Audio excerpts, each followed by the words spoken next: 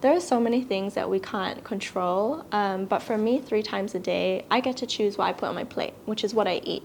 And if I can omit the meat or any animal byproducts and limit any suffering, then why not?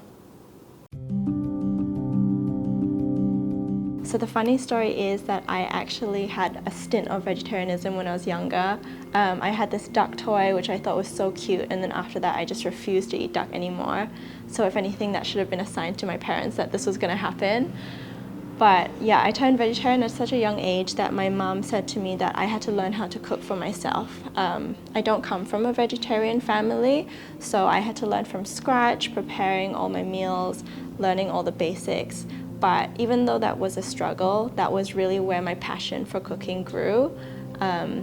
I wanted to know how I could make meals that were delicious without having to use meat or dairy or anything like that. So this whole process really made me very passionate about showing what the impact of our food choices can have.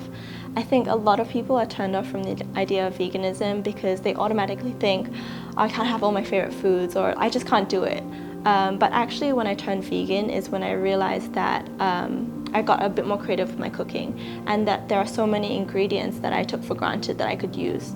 Especially living in Malaysia, we're really blessed with having a lot of plant-based local ingredients that are really affordable actually and really delicious. So right now my main goal is just to shatter the perception that the vegan diet is restrictive, and also just to share ways that you can create really yummy plant-based meals. Both times I turned vegetarian and vegan, I actually just tried it out for a week and I realized it wasn't as difficult as I thought it would be.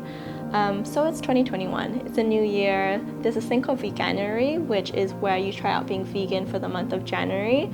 So I'd encourage everyone to just give the lifestyle a go, even if it's just for a week, just see how it makes you feel, and you might not find it as difficult as you think as well.